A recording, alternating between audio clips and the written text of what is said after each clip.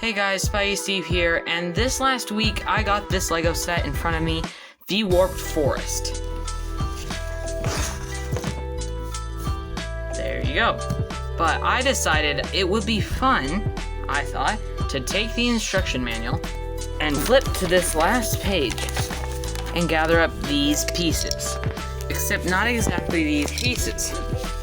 Anything that was in this blue color, I got in green. Anything that was in this color, I got in brown. And so on and so forth. Anything that was orange, I got blue. And instead of this, I got this instead. This is this set, the Warped Forest, but now the Birch Forest. And basically, I just took everything from the Nether and turned it into the Overworld.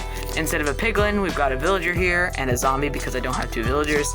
We've got Steve instead of that one, and got a pig instead of a hoglin. And there were a few things that I decided to change that weren't necessarily part of the code with the back and forth configuration.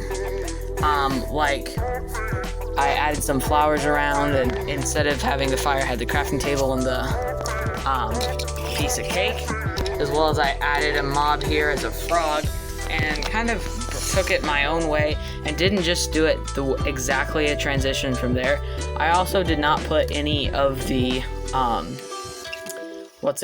I did not put any of the play features in because I'm really more of a model person and don't really care whether or not the set does anything. I did leave this in, but I didn't build any of the blocks to go on it.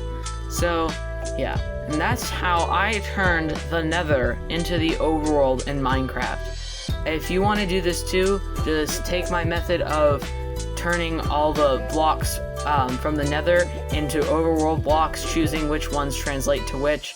Maybe make yourself a code and put this together. I hope you guys have fun making your own Overworld builds out of Nether sets.